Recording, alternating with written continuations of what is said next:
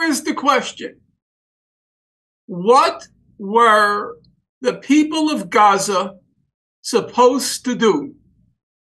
I'm going to give you a frank, personal admission, and I'm not proud of it, but I want to place this current situation in context.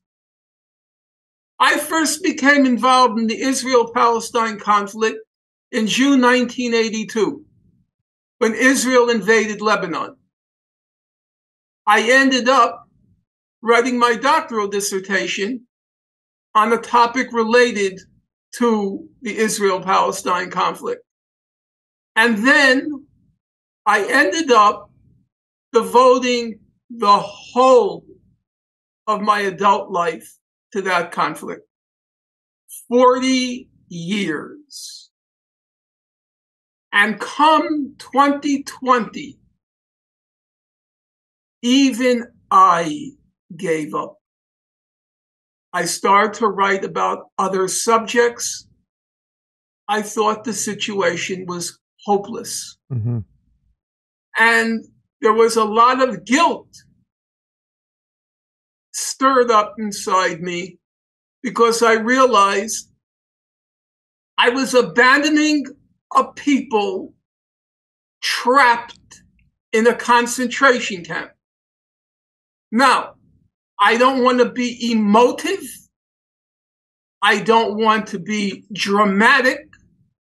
However, it behooves me to say both my parents were in concentration camps during World War II. My mother was in Majdanek concentration camp. My father was in Auschwitz concentration camp. And I was riddled with guilt that people facing circumstances like my parents, and I had abandoned them. So, if even I had abandoned them, not making any claims to sainthood, but simply the fact that I invested 40 years of my life in that conflict and finally had to resign myself to the fact that nothing could be done. So, does it really surprise you? Is it really a shock that a couple of days ago, the people of Gaza, most of whom, let's bear it in mind, most of whom were born in that concentration camp. Mm-hmm. They were born into it. Does it really shock you that they would do something desperate to break free of that concentration camp? Mm. And who dare criticize whatever tactics they employed?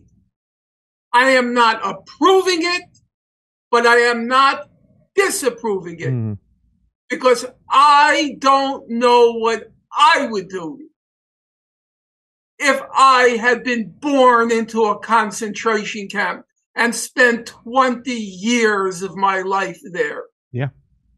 I've seen you in videos talk about what a lot of these IDF soldiers have done to these children, these kids, and taking out eyes and limbs and whatnot. But I want to stay with Hamas for a second, because I think this is important. Because there's a lot of people right now, especially when it comes to our government, you know, our lawmakers, they immediately go to Hamas. They single out Hamas and they say Hamas is a bunch of terrorists, they're awful, and that somehow manufactures consent for the United States to supply Israel with as much weaponry as as we can, and then for them to go after and with no compassion whatsoever bomb buildings and schools and hospitals. I mean, I don't think we see a month go by without a Palestinian baby getting killed or shelled or shot. But I want to talk a little bit more about Hamas, because there's a little bit more nuance to the situation. Now, first question I have is, from what I said before you came on, right when we were introducing you, a lot of people are kind of framing this as Israel versus Hamas.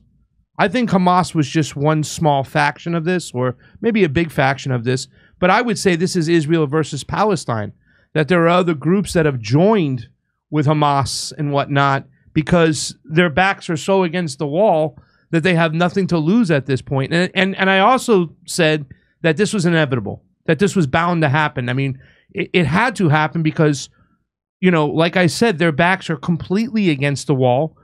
There's been a blockade going on there for quite some time. Israel has not stopped expanding their settlements. So for me, this was inevitable that it was going to happen. So the first question is, number one, is it right to say it's just versus Hamas, or is it more of a bigger resistant coalition going on in Gaza and Palestine? And number two, we have this video here from Ron Paul. When Ron Paul mentioned on the floor of Congress that Hamas was actually started by Israel. I'm going to play this really quickly, and then we'll get your answers. What's happening in the Middle East, and in particular with Gaza right now, we have some moral responsibility for both sides in a way, because we provide help and funding for both Arab nations and Israel.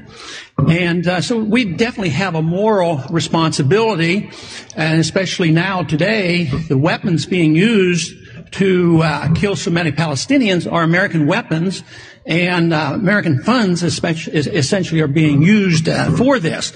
But there's a political liability, which I think is something that we fail to look at, because too often there's so much blowback from our intervention in areas that we shouldn't be involved in.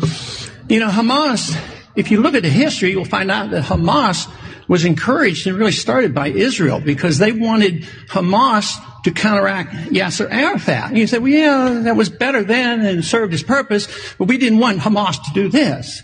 So then we as Americans say, well, we have such a good system, we're going to impose this on the world. We're going to invade Iraq and teach people how to be Democrats. We want free elections. So we encourage Palestinians to have a free election. They do elect Hamas. So we first indirectly and directly through Israel help establish Hamas. Then we have election. Then Hamas is dominant, so we have to kill them. So it just doesn't make sense. During the 80s, you know, we were allied with Osama bin Laden, and we were contending with the Soviets.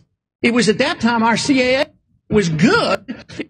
All right, we'll leave it at there, Professor Finkelstein. But the two questions: number one, is this a war that now Israel has declared is directly against Hamas only? And second, is it true also that, you know, Israel started Hamas as, you know, to push back against the PLO and Yasser Arafat? Can you give us a little insight to these statements over here?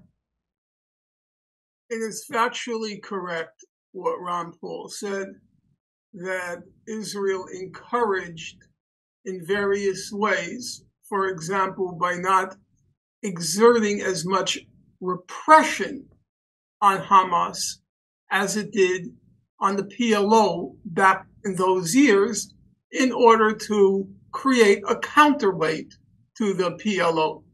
I don't want to get involved in that history, because to some extent, even though the point he made is historically valid, it's, if you don't mind my saying so, it's water under the bridge. No. It's happened.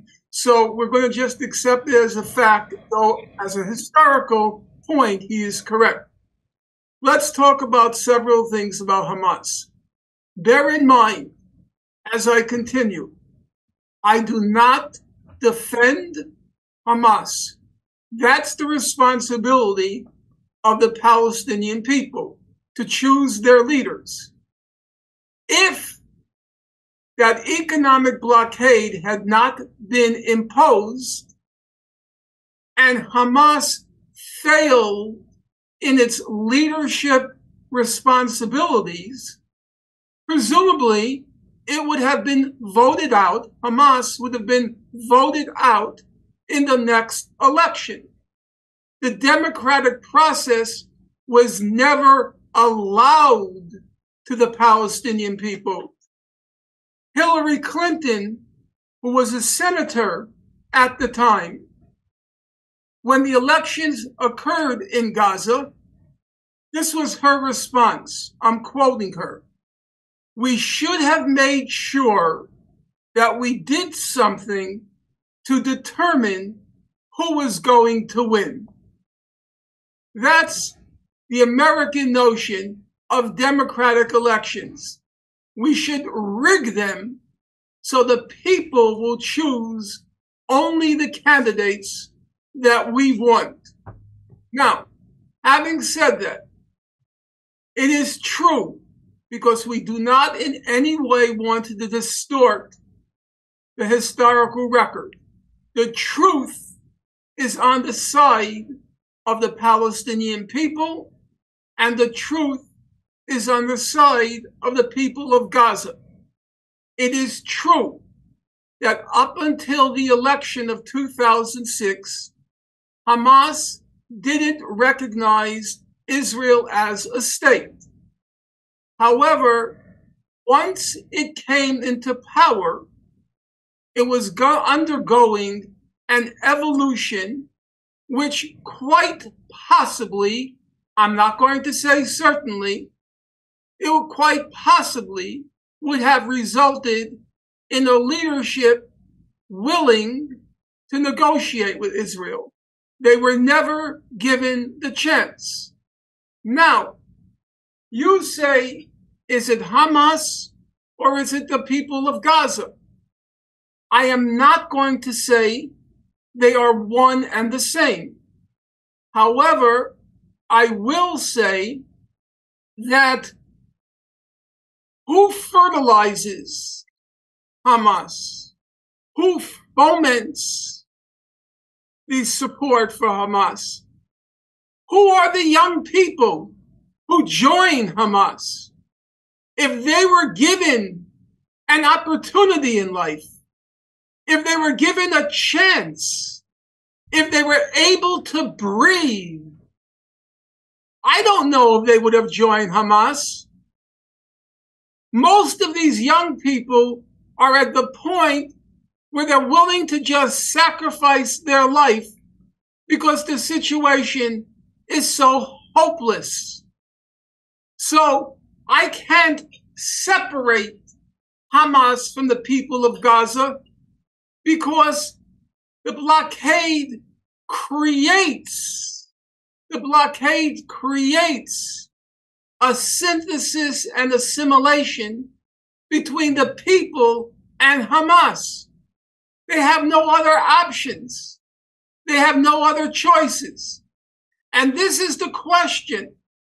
This is the question that we must constantly ask ourselves. What were their options?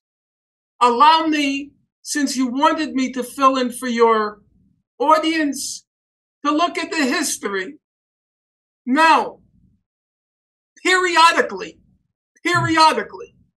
Israel launches these brutal, merciless, criminal assaults on Gaza.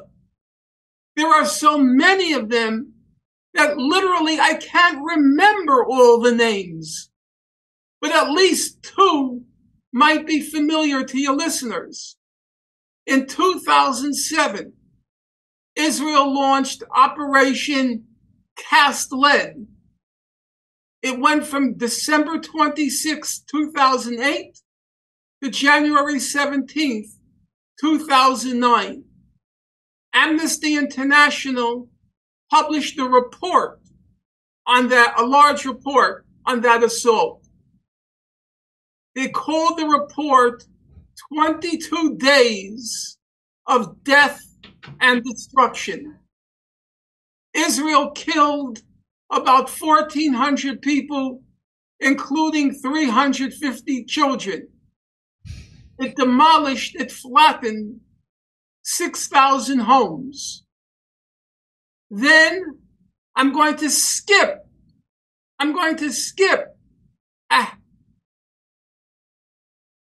the 3 or 4 other assaults and go to 2014. Israel launches Operation Protective Edge. It kills 550 Palestinian children. It demolishes 18,000 homes. Peter Maurer, he was the president of the International Committee of the Red Cross. He went to visit Gaza after those 51 days of death and destruction. And now I'm going to quote him. I hope your audience will bear in mind. We're talking about the president of the International Committee of the Red Cross, which means he's seen many war zones. Indeed, his job is to visit war zones. And this is what he had to say after Israel's Operation Protective Edge. Quote, I've never seen such massive destruction ever before. I've never seen such massive destruction ever before. And who is this destruction being visited upon? This unprecedented destruction, who is it being visited on? It's being visited on a population that's overwhelmingly refugees and which is half children. That's who the heroic IDF, the Israeli Defense Forces, inflicts the most massive destruction that the president of the ICRC ever witnessed in his professional career. Yeah. Now, you might say, justifiably, you can talk about options. Well, why haven't the Palestinians tried nonviolence? Why haven't the people of Gaza tried nonviolence? But they did. In 2018, they launched the Great March of Return. And at the beginning, it was wholly nonviolent. What did Israel do? Well, there is a very good human rights report that was issued by the UN describing what Israel did. Does the audience want to know? I'll tell them. According to the report, Israel targeted medical personnel, It targeted journalists.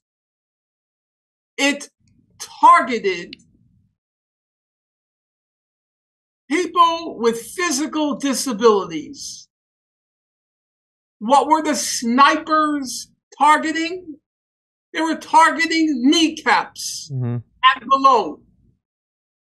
So, does it shock anyone? Is it really so bewildering that after attempting a nonviolent resistance, medical personnel were targeted, journalists were targeted, people with disabilities were targeted? Is it really a shock that it deteriorated and ultimately failed in its goals, in its objectives, to end that brutal, inhuman blockade of Gaza? So, let's go back to the basic question. What were they supposed to do?